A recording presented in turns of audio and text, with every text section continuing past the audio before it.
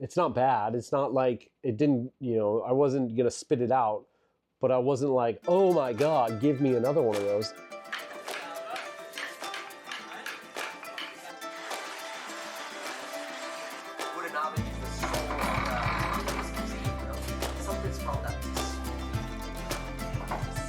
My house live in a high area. Okay. So the water is just surrounding my home around until my knee. Oh, but wow. the water didn't come inside. Just still remain a little bit. This happens every year, or every year, but this year the more special. Yeah. Water more higher. Because before, if they move upstairs, it's okay. Okay. Or they move something higher, around more than half meter, it's okay. But now, water up to 1.5 meter. So they move up 50 centimeters, Yeah. half meter, but now the water too much and everything comes water. Okay. Hello. Welcome to Goodbye Photo. My name is Brandon. I'm a photographer. In this series, I'm traveling the world, doing street photography, documentation photography. If you haven't watched the past videos, go check them out. We started in Europe, made our way through. From here, we're traveling through Southeast Asia. In this video, we are in Hoi An, Vietnam.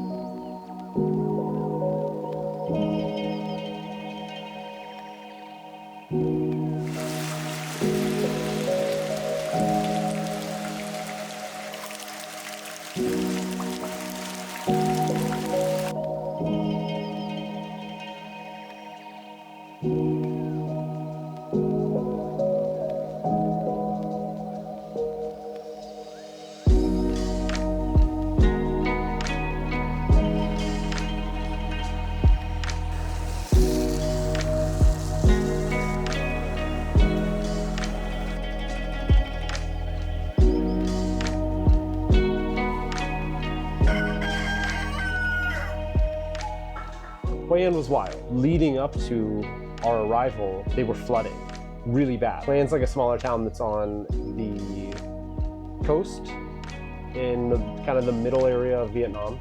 This year was like the worst they've had in forever. 2 days before we got there, the floods had stopped. A lot happened in this crazy 4 days that we were there, honestly. Ended up losing a bunch of footage from this time.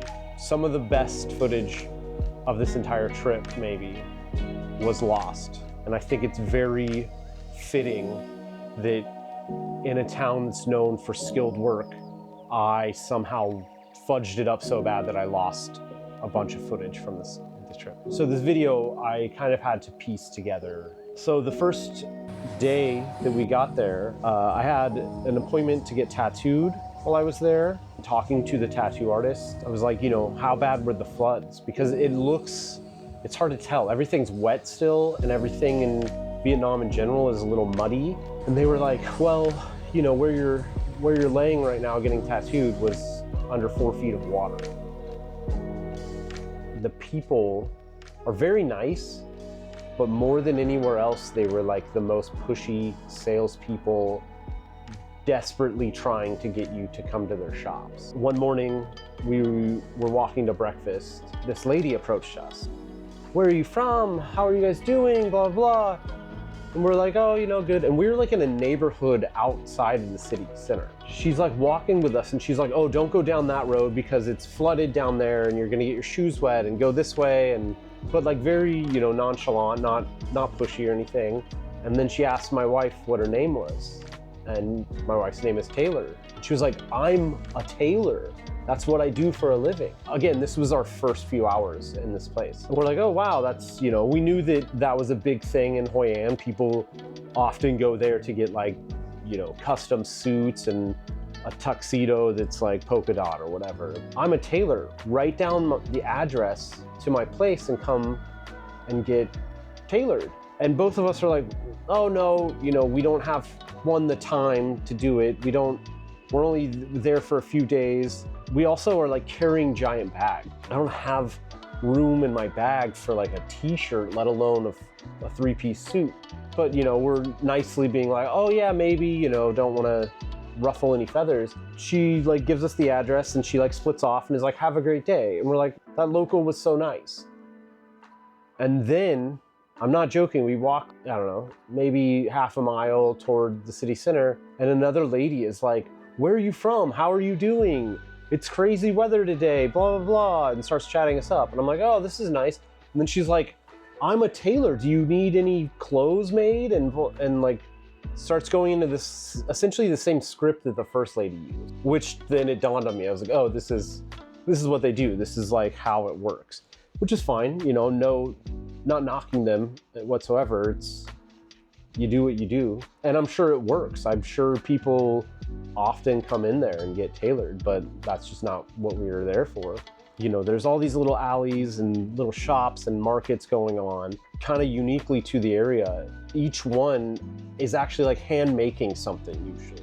You know, we walked into one shop and they were silk weavers.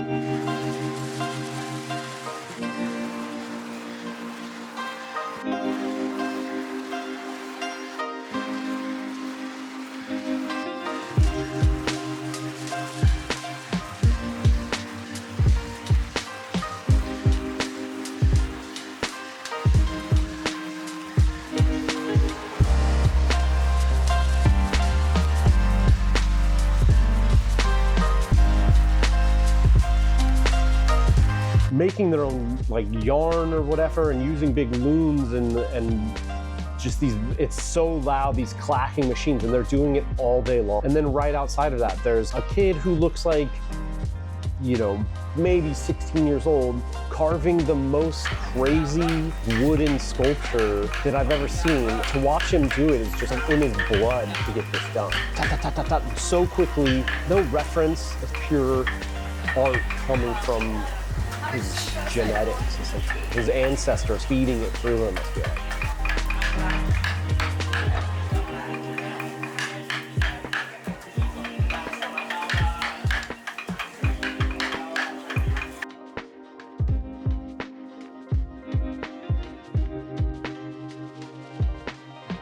The salespeople there are insane. Like once we dealt with the first couple ladies, on the outskirts of town, you get into the mix of it. Just every single person. Hey, do you need a suit? Do you need pants? Do you need a shirt, a tie? I know a guy who makes a hat.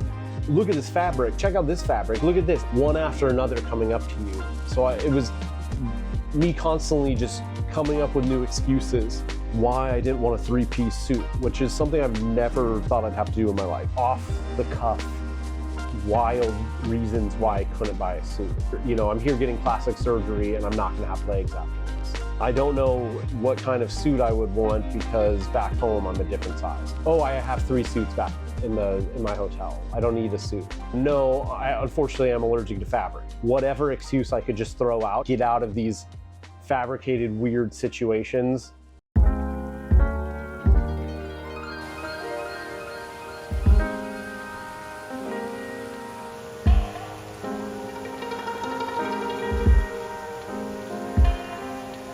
We booked a tour that ended up being maybe one of the coolest things I did on this entire trip. Super fun. 2 people rolled up to our hotel on scooters at 4 in the morning. We climbed on the back. They zoomed through like back alleys, little, I'm not even joking, like pathways that like I would kind of be worried about walking on. They were just like raining off and on. We're on the back, just hanging on. It's dark, don't know where we're going. And the first stop, it's someone's house. It's this old family. The grandpa, the grandma, and an uncle are noodle makers.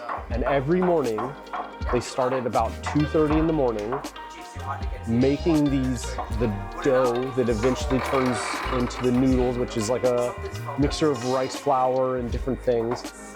And then they spend a few hours making these noodles.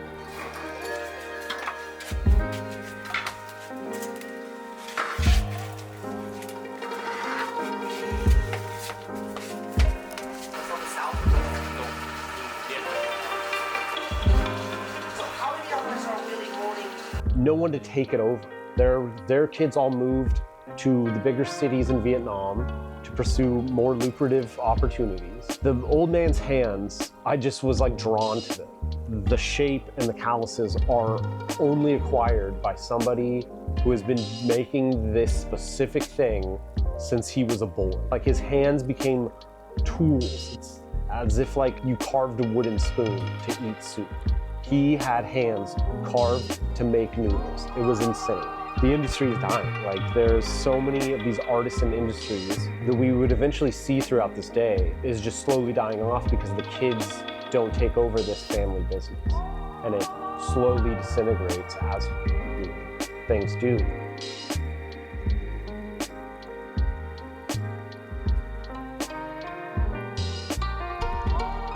At this point, it's 5 in the morning. It's still dark. We get to the next place, essentially a fish market. All the boats go way out, fish all night, come in the morning, and then their wives are the negotiators. It's like really popular. Regular day, which is here, max $20. These women bartering for fish and like bidding on them, going back and forth, and it gets really heated, yelling at each other. They're pushing each other. They're like, no, this was mine. I got this. I need that. Oh, well, I'm gonna pay for that. You got this yesterday. They're going back and forth, almost to the point where you're like, they're about to start pulling hair and scratching faces. They get this really intense, and it's purely business, and they're all friends.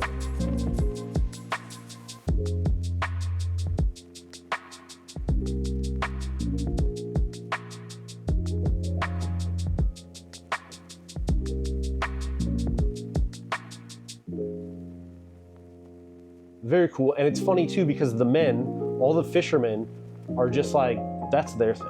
They are 100% left out of it. They're like, I went and got the fish, y'all can fight over it. Back on the bikes, took off, zooming all around, rice paddy fields. This is all the footage that I lost. So all the footage of me on the bike, Taylor on the bike, kaput, whatever. And on to the next spot, another family's house, where they do mat weave, traditional woven mats. Like my parents are vegan for 34 years. Not even. It takes 8 hours to do a big one. When we got there, it was a lady and an older man who, again, was just like pushing 70 years old, probably, or more. Just crouched over all day. One of them stringing things through, the other's pushing stuff. It's just like this combination of bam, bam, bam, all day long. We got to try that out. I did not try that. There's no way. I'm gonna show you. This is, I'm 6'3" and over 200 pounds, well over 200 pounds. This is how they have to be. I can't do the Asian squat.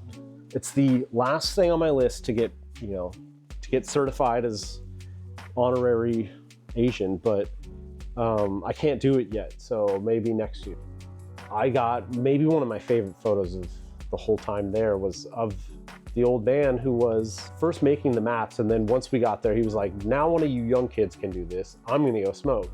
And he just like went on the other side of this wall and starts ripping this bamboo bong. Looked like a big pipe, and it's tobacco that they smoke through it. It's like shotgunning nicotine. You just get like a head rush sort of, and it's pretty intense. After that, hopped on the bikes again and made our way to the last stop. Another person's house, because that's how things are made. It's just out of someone's house. It was a rice liquor distillery. So they're all around it is these rice paddies, these big rice fields, and they take the rice and they essentially just put it in water, and it slowly ferments and it gets distilled, and there's this whole process, and it turns into rice liquor. This place then takes that rice liquor and infuses it with different Eastern medicinal things. One of the big things being Cobra.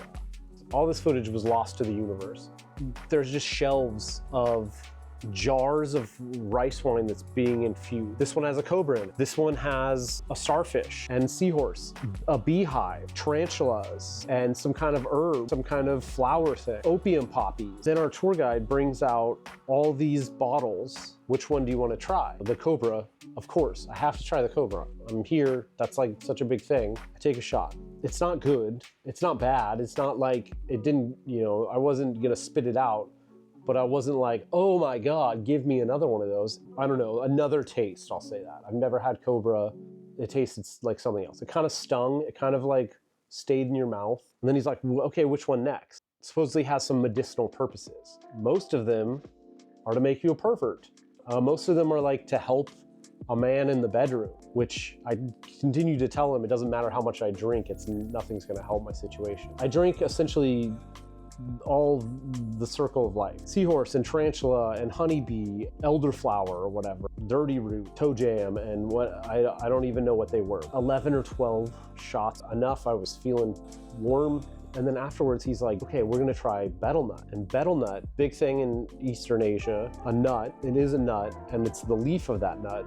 Chop up the nut, and you put it into like a little package that's wrapped of this leaf, and you chew it, like a chewing tobacco. You just chew it and chew it and chew it and kind of keep it in your mouth. And it's supposed to be, from what I've seen and heard, like a nicotine high, but pretty intense. Comes out, you start spitting red, and it stains your teeth. I chewed it, I chewed it, I chewed it. Eventually he's like, the more, don't swallow, wait and wait and wait. And the more the more stuff you swallow, it could make you sick, but it could make you really like intense and high and all these stuff. I was so drunk off snake liquor, I couldn't tell you if it did me. I was feeling good. I can tell you that. I was feeling real good. We got on the back of a scooter again, and it was about a 40-minute ride home, and I barely hung on. I was just, the rain was in my face. We were zooming. It was 9 in the morning. So much fun. They dropped us back off. We ordered McDonald's because that's what you do when you've been drinking starfish wine. I literally slept for like 5 hours and the rest of the day was kind of shot. What else are you supposed to do when you woke up at 3 in the morning, when did this crazy experience, and then got drunk on, reptile liquid?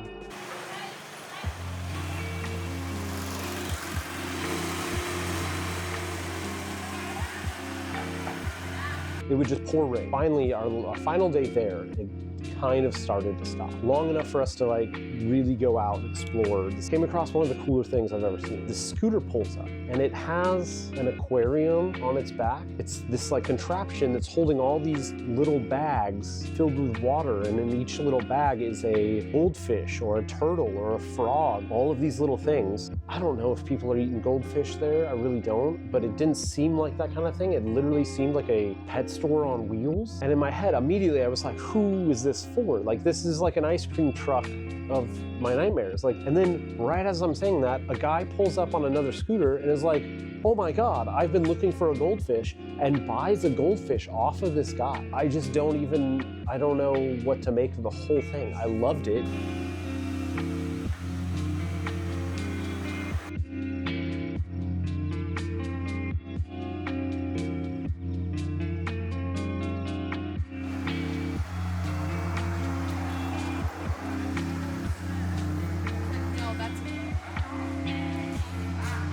The next day, we were leaving that night. We were meant to catch an overnight bus that was gonna take us north. It's supposed to be a 15-hour trip. It was messed from the beginning. Get dropped off at this office. The lady checks us in. We're expecting a bus to pull up and pick us up. That's what the reservation was about. That's all the things. Vietnamese version of a minivan pulls up. We get in the back of this van. We're on a street that a bus could be, but the bus wasn't. No bus was not. I just had the biggest rat run across my feet. It was the size of 2 chihuahuas fighting in a sack. We drive maybe like 10 minutes through Hoi An, pull up to like an intersection, and he just stops the car and gets out and walks away. 15 minutes pass, and he just doesn't come back. That guy in the red there, that's our driver. Just got out of the car. We literally were just ushered into a SUV. It's supposed to be a limousine bus of some sort. I don't know. He looks lost. Wait, are we picking up more people? I don't know if we're picking up more people. He was talking to 2 white people. He may be taking us to the bus. There's something on his. Oh man. Oh God. Finally, he comes out with one guy, and we continue on and get to a freeway. We're going for like 20 minutes. And I asked the guy, I'm like, hey, where are we going? No response. I don't know. You kind of have to just like put your trust in these people, because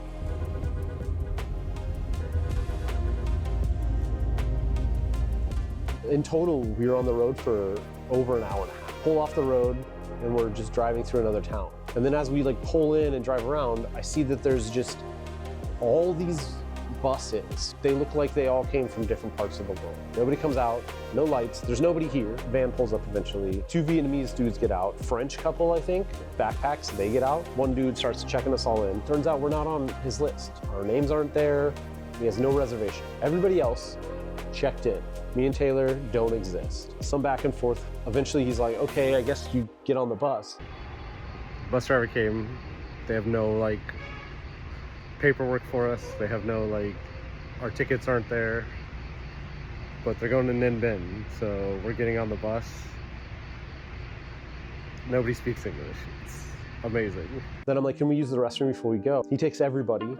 We go to the other side of this giant dirt lot to this building. The guy's in there, just wearing shorts, no shirt, and you could tell he was about to get into a shower. The shower's literally running. You can hear it running. And then one by one, we all file in to go use this restroom. I'm in the very back of this line. Everybody goes in, my turn to go in, and the guy like blocks me and he's like, no. I let the 4 of you go in, you go pee in the bushes. Go over, you know, do some private gardening. It's so wild that we're not on the list. There's no communication. I had to pee in bushes while holding my backpack. Go to walk on. They're like, no, put these slippers on. They hand me like a bucket full of just like loose public slippers. All care is gone from my whole body and soul at this point. Van Halen's bus, think of that. Like neon lights, like a spaceship. You're just like, what is this? It's such a weird feeling of going from like me peeing in the bushes in a dirt lot to then walking onto like the craziest looking bus I've ever been on. I don't even know.